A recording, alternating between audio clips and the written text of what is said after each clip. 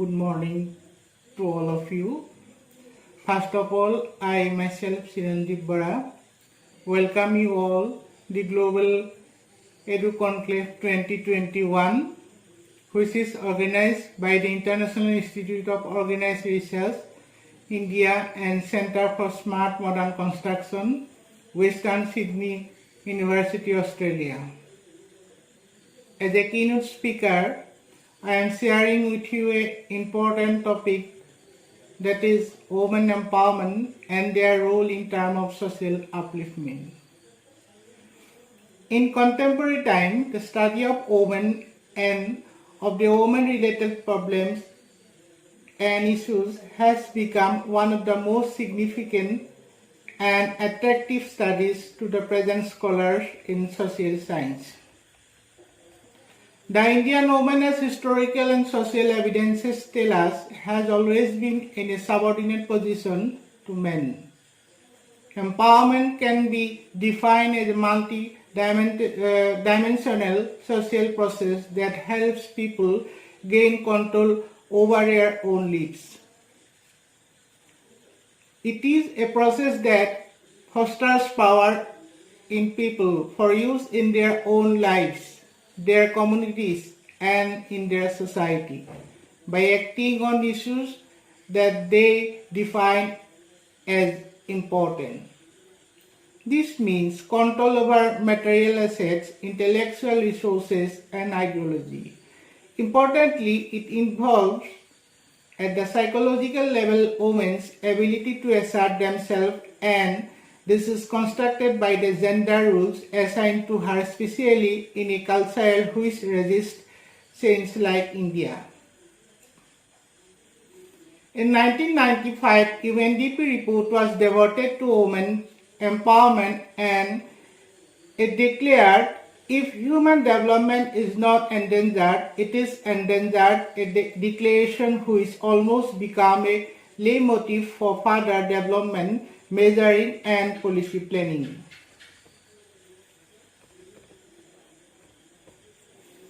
In the global scenario, it has been noticed that the Indian women have passed through various phases of social changes as women in other countries. In the Vedic period, women were treated equal to men. In the medieval period, the status of women was lowered for different reasons. The status of women got improved a little bit during British period, and after the independence, women of India have occupied a significant position in the society. But it is also true that they are still discriminated, harassed, humiliated, dominated, and even exploited. In case of rural areas women, their economic status is basically so poor as compared to the urban one. Their lifestyles always depend on agriculture, and they live in villages. These rural areas women are basically poorly educated, unemployed, and they did not know how to develop their lifestyle. Alternatively, urban areas women has grown to develop as modern women and try to change their own lifestyle. Now, speaking about the middle class women, they used to become a worker in the society and they earn some income for their life or family. But still working women, especially the married working women, are not totally free from some of the social and psychological problems. And these problems day by day becoming serious. In India, many middle class women try to develop their lifestyle, but in most of the cases, success is not in their hand owing to their domestic psychology and other various problems. The economically poor women have always had a lifestyle of their own subsistence. Now, I would like to emphasize on different perspectives of women empowerment. First of all, judicial legal system. India has a legal judicial system for women, but our legal judicial system is very slow. legal judicial system can be made more responsive and gender sensitive to women's needs, especially prior to domestic violence and personal assault. New laws should be enacted and existing laws must be reviewed to ensure that justice is quick and the punishment imposed out to the culprits is commensurate with the severity of the offense. We have prescribed that judicial legal systems have aimed to encourage changes in personal laws, such as those related to marriage, divorce, maintenance, and guardianship, so as to eliminate discrimination against women. Next, decision making. All measures will be taken to the guarantee that women will acquire equal access to and share full participation in decision-making bodies at every level, including the legislative, executive, judicial, corporate, statutory bodies, and also the advisory commissions, committees, boards, trusts, etc., etc. Women-friendly personal policies should also be drawn up to encourage women to participate effectively in the developmental process. Poverty eradication. Poverty eradication is main problem of women empowerment, since women from the very poor background or for the below the poverty line and are given the harsh realities of intra-household and social discrimination macroeconomic policies. So poverty eradication programs will specifically address the needs and problems of such women. Steps should be taken for mobilization of poor women and convergence of services by offering them a range of economic and social options, along with necessary support measures to enhance their capabilities. Microcredit. In order to enhance women's access to credit for consumption and production, the establishment of new and strengthening of existing microcredit mechanism and microfinance institutions should be undertaken so that the outreach of credit is enhanced. Economy. Women perspective will be included in designation and implementing macroeconomic and social policies by institutionalization, their participation in such processes, their contribution to socio-economic development as producers and workers will be recognized in the formal and informal sectors, including home-based workers, and appropriate policies relating to employment and to her working conditions will be drawn up. Globalization. Globalization has presented new challenges for the realization of the goal of women's equality, the gender impact of which has not been systematically evaluated fully. Benefits of the growing global economy have been unevenly distributed, leading to wider economic disparities. The feminization of poverty, increased gender inequality through often deteriorating working conditions and unsafe working environment, especially in the formal economy and rural areas. Women and agriculture. In rural area, each of the poor women is related to the agriculture sector. Basically, most of the women work in agricultural sector either as workers in households, farms, or as a wage workers. Yet, it is precisely livelihood in agriculture that has tended to become more volatile and insecure in recent years, and disparity in wages in the urban areas is also quite marked as it results from the employment of women in different and lower paying activities. They are exploited at various levels. They should be provided with paper wages and work at par with men so that their status can be elevated in society. Women and industry. In industrial sector, women are not able to develop their position, but they should be given comprehensive support in terms of labor legislation, social security, and other support services to participate in various industrial sectors. Women cannot work in night shift in factories even they wish to. Suitable measures should be taken so that women can work on the night shift in factories. They should be accompanied with support services for security, transportation, etc. Support services. The provision of support services for women like childcare facilities, including creches at workplaces and educational institutions, homes for the aged and the disabled will be expanded and improved to create an enabling environment and to ensure their full cooperation in social, political, and economic life. Education.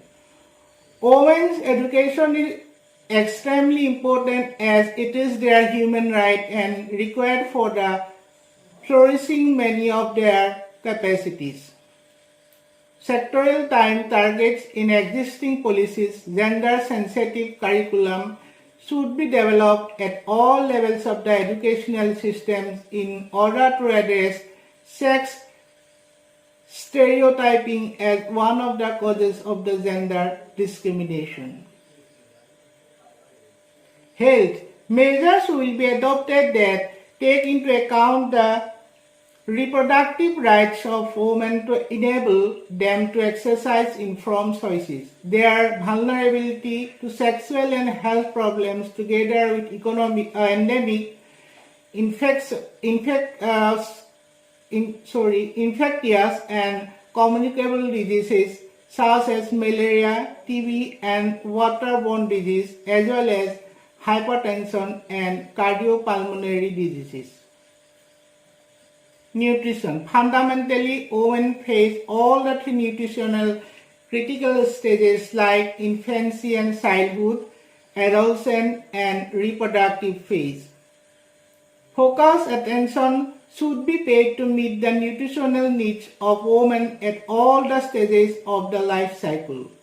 This is also important in view of the critical link between the health of adolescent girls, pregnant and lactating women with the health of infant and young children.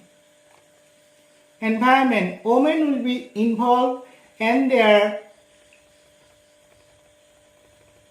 perspective reflected in the policies and programs for environmental conservation and restoration. Consideration the impact of environmental factors on their livelihoods. Women's participation will be ensured in the conservation of the environment and control of environmental degradation. Women will be involved in spreading the use of solar energy, biogas, smokeless solars, and other rural applications so as to have a visible impact of these measures in influencing ecosystem and enhancing the lifestyles of rural women. Mass media. Media will be used to portray images consistent with human dignity of girls and women.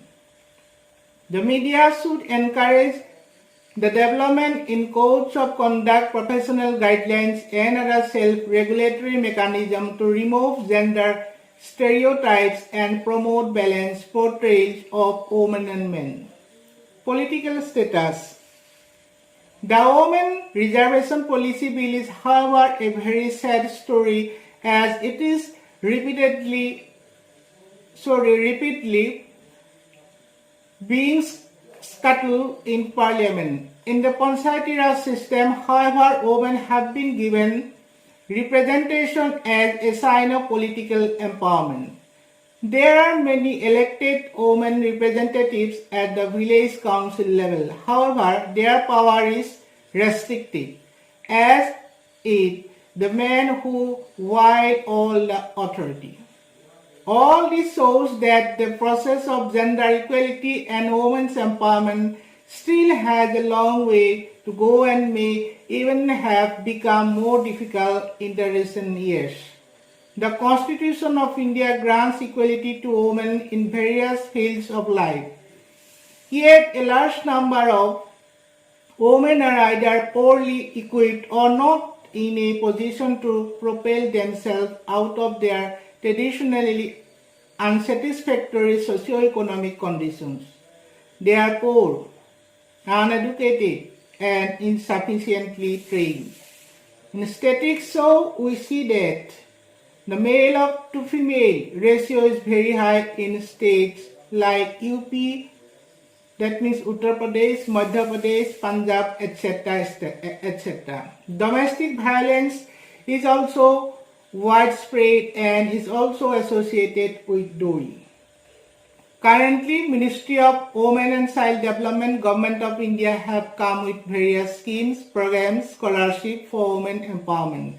Girl child, pregnant women, mothers, ward members, Anganwadi workers, women health volunteers, the women living in the rural and tribal areas, ex-servicemen, physically handicapped, nursing women, lactating mother, widows or destitute, old age women, women self-help group, women entrepreneurs, and adolescent girls. Some of the major programs for women empowerment such as Beti Bachao Beti Padhao,